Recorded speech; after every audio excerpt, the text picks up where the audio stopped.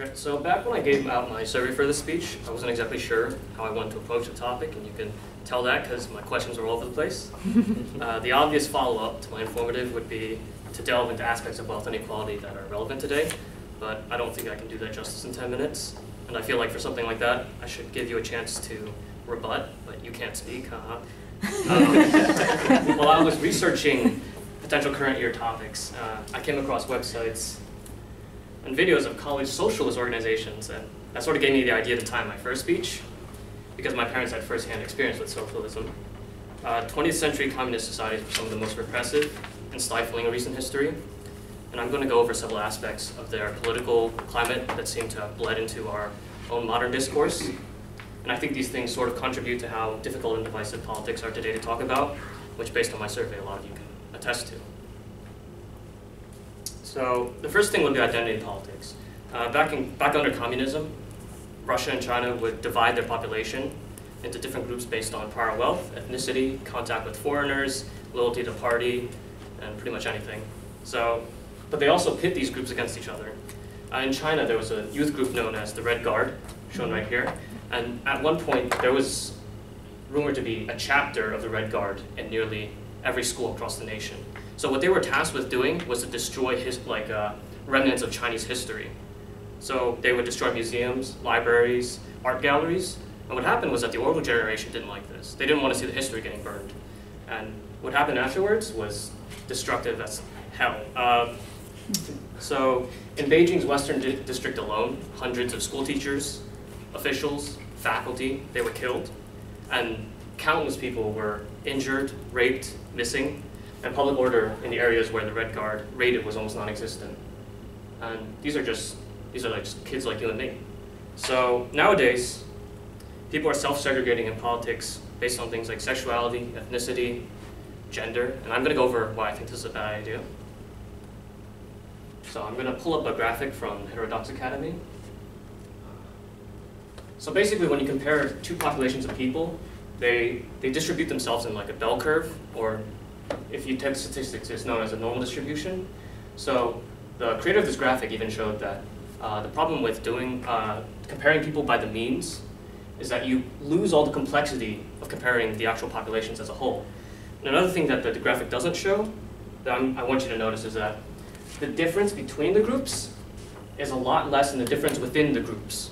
So it's very likely, and it's not impossible, it's very likely that you share more similarities with somebody outside of your own identity group than somebody from within it. So putting people into identity groups is not a good way of determining their characteristics.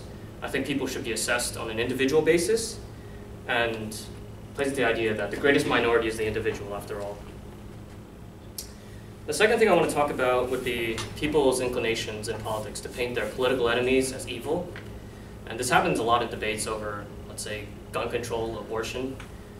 People try to put blame in people's hands whenever there's a disagreement.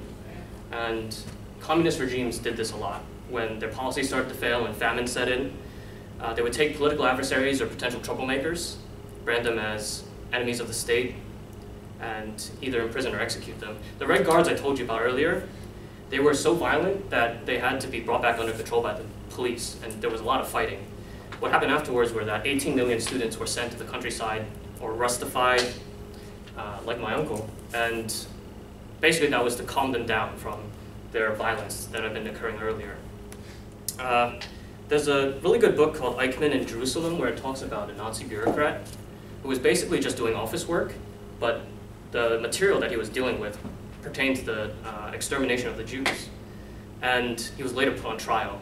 So it's sort of the lesson of all this, and I think it's one of the greatest lessons of the 20th century, is that it doesn't take a maniac to commit atrocities. It only takes somebody who believes they're absolutely right. So you don't ever want to fall into that trap. A more recent example of this is the Stanford prison experiment. They set up a fake prison and found that the college students who role-played as guards, they would abuse the prisoners, or the pretend prisoners. So people don't like to recognize the evil that they can commit when they've isolated to the other, and that's their justification. I think that's why you see some political protests go violent, like the ones in Berkeley. I think the capacity for evil is very close and present in everyone, so don't just attribute it to other people. The last item I'm going to talk about, oh, that's a Stanford prison experiment. I'm sorry. The last item I'm going to talk about is information. So in the past, communist regimes fed their populations propaganda to the point that they're brainwashed and they can't really think for themselves. If you look at North Korea and you hear the North Korean refugees that escaped, you see that it's modern proof. But in the United States, we're living in an information age, that's what they call it. And we have an ocean of knowledge or information currently available to us, but the way we get our information right now is problematic. And it's not a fault of our own, I don't think. We get our news from our preferred sources, but the thing is, computers are getting smarter. Their algorithms are getting more complex, and what's happening is that they can recognize what we want to see. So when we get our information, we're just getting, like, it's called a feedback loop, basically. You get what you want, and then you start thinking more along those lines again and again. So to keep from brainwashing ourselves, I think there's a tactic that my English teacher told me that I think is very useful for this. Basically, you want to challenge yourself. Sincerely make the strongest case against your own beliefs, and that's where you find out where your true beliefs lie. I'm going to close by addressing the third of you who answered on my survey that we should avoid discussing politics, and I agree that in a lot of situations it's not appropriate. But it's definitely necessary. And if you remember, like 3 weeks ago, I showed you the graphic of the political polarization over time in Congress. Again, just a reminder, basically how this graphic is set up is, if there's a line drawn between dots, that means they're super cooperators, meaning they agree on topics over a certain threshold of times. So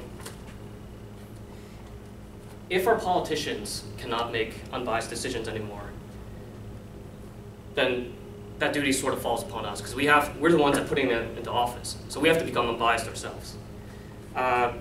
So for appropriate political discussions, I think a good way of going about them is basically, if your objective for having the conversation is to win or humiliate your opponent, like you see during election season, it's not worthwhile. But if the objective is to come closer to the truth, then have at it. And I hope that at least one of my suggestions can help you out with the difficulties that you have with discussing politics in your own lives. Good luck with your next semester.